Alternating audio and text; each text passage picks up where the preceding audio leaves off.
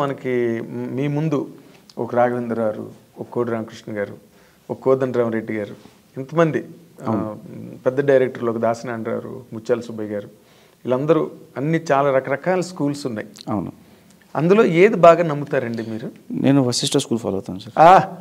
వా ఓకే. నా స్కూల్ నేను ఫాలో అవుతాను సార్. ఓకే. నేను రాసుకున్న రూల్స్, నేను రాసుకున్న రెగ్యులేషన్స్. అంటే వీళ్ళెవ్వరి తాలూకా ఇన్స్పిరేషన్ కానీ ఇన్ఫ్లుయెన్స్ కానీ మీ మీద లేదండి? ఏమి ఉండదు సార్. ఉంటే వినాయక్ గారి ఇన్ఫ్లుయెన్స్ ఉంటుంది నా మీద. ఓకే. వినాయక్ ఆయన ఇన్ఫ్లుయెన్స్ ఉంటుంది. ఓకే. వినాయక్ బాగా ఎంటర్టైన్మెంటు, ఇమోషను, యాక్షను. అవును. దాని ఇన్స్పిరేషన్ ఎక్కువ, మీకు ఆ ఇంపాక్ట్ ఎక్కువ ఉంది. ఆయన ఇన్స్పిరేషన్ ఎక్కువ ఉంటుంది నాకు. ఇన్స్పిరేషన్, ఇన్ఫ్లుయెన్స్ కూడా. ఇన్ఫ్లుయెన్స్ కూడా. ఎందుకంటే ఆయన సినిమాలకు వర్క్ చేశారా మీరు? అంటే వర్క్ చేయలేదు సార్, బట్ ఎక్కువ మూవ్ అయిన ఆయనతోటి. చిన్నప్పటి నుంచి నాకు బాగా క్లోజ్. నాకు ఆయన క్లోజ్. యాక్చువల్లీ నాకు కథ చెప్పడం కూడా ఆయన చూసి నేర్చుకున్నాను నేను. అవునా? ఆయన కథ చెప్తున్నాడు విని, ఓహో ఇలా చెప్పాలా కదా అని చెప్పి ఓకే అలా నేర్చుకున్నాను నేను. ఏ కథలు చెప్పినప్పుడు మీరు విన్నారు సార్? వాళ్ళ డిస్కషన్స్ అప్పుడు కూర్చుంటాం కదా ఇంట్లో, అలా. అది కదా, అంటే ఏదైనా పర్టికులర్ సినిమా ఆయన చేసిన సినిమాల్లో ఇంకా సెట్స్కి వెళ్ళిపోతున్న ముందు ప్రొడ్యూసర్లతో కూర్చున్నప్పుడు విన్నారా? అలా కదా సార్, జనరల్గా ఆయన డిస్కస్ చేస్తున్నప్పుడు ఆయన ఫ్రెండ్స్తో చేస్తున్నప్పుడు నేను వెళ్ళివాడిని ఆయనతో పాటు. ఓకే. ఆ టైంలో వాళ్ళు చెప్పే నరేషన్ స్టైల్ బాగుండేది, చాలా అర్థమయ్యేలా ఉంటుంది, క్లియర్గా, ఎక్కడ కన్ఫ్యూజన్ ఉండదు. సో అది భలే నచ్చింది నాకు, ఇలా చెప్పాలా కదా అలా నేర్చుకున్నది. ఓకే. ఆ స్కూల్ నుంచి వచ్చారు మీరు, వినాయక్ గారి స్కూల్ నుంచి వచ్చారు. హ్యాపీ అనుకోవచ్చు. Very good. అయితే ఇంకొక పాయింట్ అండి, చిరంజీవి గారు ఈ మధ్య రోజుల్లో చేసిన సినిమాలు చూస్తే ఆయన వేరియేషన్స్ మీద వెళ్తున్నారు అన్నీ కూడా. ఒక సైరా చేయడం కానీ, లేకపోతే ఒక లూసిఫర్ తెలుగులో చేయడం కానీ, ఒక డిఫరెంట్ ప్యాటర్న్లోకి తను వెళ్ళాలి, రెగ్యులర్ సినిమాలు చేయకూడదు అన్న ఒక ఇది కనిపిస్తోంది ఆయనలో, ఆ ప్రిపరేషన్. ఇప్పుడు ఈ సినిమా కంప్లీట్గా ఫ్యాంటసీ. అవును.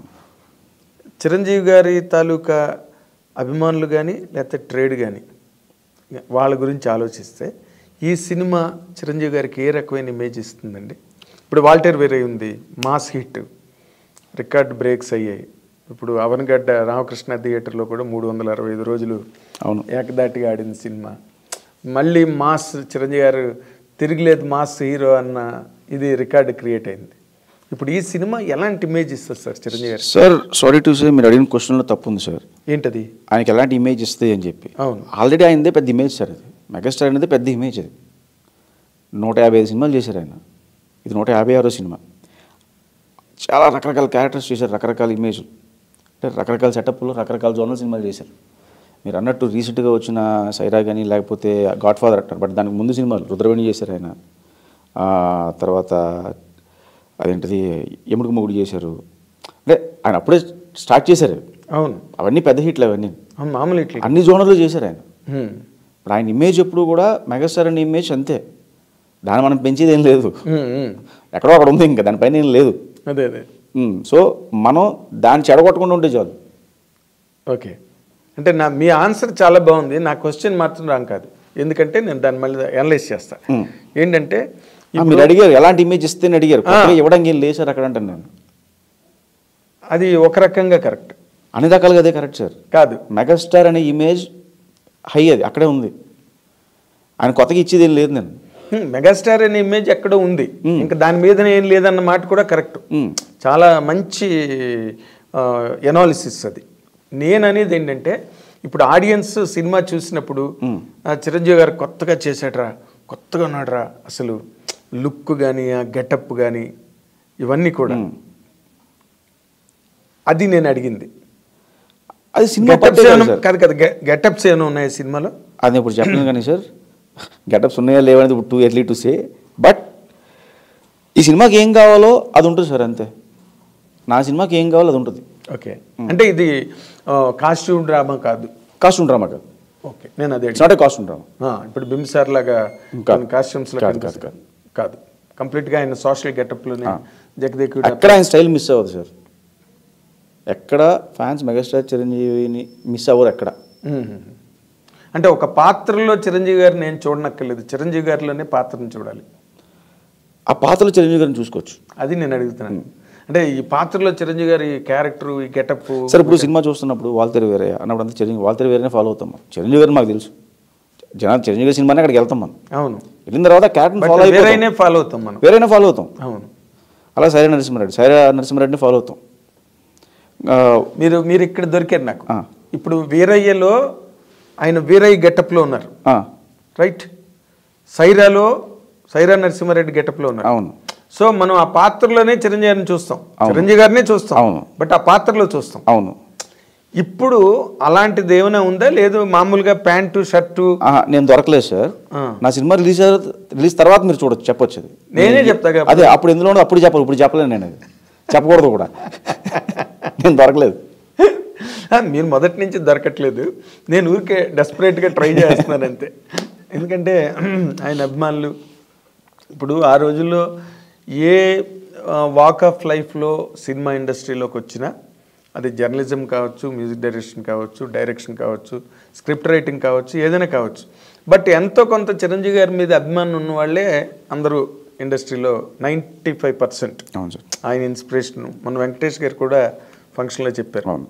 నేను ఒక టైం తర్వాత అసలు మళ్ళీ చిరంజీవి గారి నాకు ఇన్స్పిరేషన్ కెరీర్ కంటిన్యూ అవ్వడానికని. సో ఇవన్నీ అడుగడుగున అణువణువున సినిమా ఇండస్ట్రీలో ఉన్నాయండి, ప్రతి చోట. ఇప్పుడు అలాగే ఇప్పుడు ఎందుకు అడుగుతున్నానంటే ఈ పాయింట్లు ఎంతో కొంత అభిమానులకి మీ ఇంటర్వ్యూ ద్వారా ఉప్పు అందిద్దామన్నది నా ప్రయత్నం. మీరు ఆ ఉప్పు అందనివ్వకుండా అసలు మీరు చాలా టైట్గా కూర్చుంటున్నారు. టైట్గా ఏం కూర్చోలేదు సార్. నేను ఇంకో మాట అడుగుతాను సార్, ఇంకో మాట. మీరు ఈ సినిమా గురించి యథేచ్ఛగా ఏ రకమైన నియంత్రణ లేకుండా చెప్పాలి అంటే ఏం చెప్తారండి? రిలీజ్ తర్వాత మాడుకుందాం అంటున్నా. అంతే మరి. ఆ సినిమా గురించే సార్, సినిమా గురించే రిలీజ్ తర్వాత మాడుకోవాలి. ఇప్పుడు అంతేనా? ఇప్పుడు ఏం చెప్తాను నేను, డెఫినెట్గా సినిమా ఓకే. ఎంత వర్క్ జరిగింది సార్ ఇప్పటికి ఒక 20% వరకు జరిగింది సార్. ఓకే. అంటే యాక్షన్ పార్ట్ ఏదో యాక్షన్ సీక్వెన్స్, సీజీకి సంబంధించిన వర్క్స్ చేసాం. ఓకే. ఇంకా టైం కావాలి సీజీకి, సో అందుకే త్వరగా అవి షెడ్యూల్స్ పెట్టుకుని ఫినిష్ చేసి వాళ్ళకి ఇస్తాం అన్నమాట. ఓకే. మేజర్ సీక్వెన్స్లు కొన్ని ఉన్నాయి. ఓకే. మరి మన లాస్ట్ మినిట్లో మనం చేసేసి వాళ్ళని ఇబ్బంది పెట్టడం కరెక్ట్ కాదు, అందుకని ముందే అవి ప్లాన్ చేసాం మనం. అదే ఇప్పుడు అంతా టెక్నికల్ అడ్వాన్స్మెంట్. సో అవి చేసేసి వాళ్ళకి ఇస్తే వాళ్ళకి టైం ఉంటుంది, మనం అడిగిన టైం కూడా డెలివరీ చేయగలరు కాబట్టి ముందు ఆ పార్ట్ షూట్ చేసాం. గుడ్. అంటే ఇంకా ఈ సెట్ వర్క్లోకి వాటిల్లోకి మీ ఫ్యాంటసీ వరల్డ్లోకి ఇంకా వెళ్ళామండి. వెళ్ళాం. ఓకే.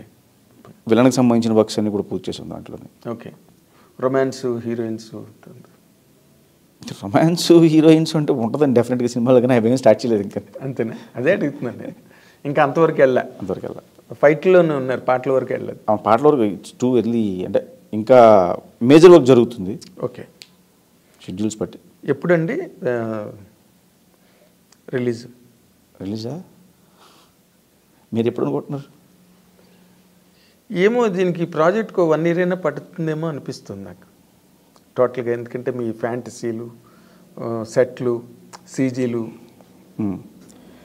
డెఫినెట్గా నెక్స్ట్ సంక్రాంతికి 1 year పడుతుందని అనుకున్నాను నేను.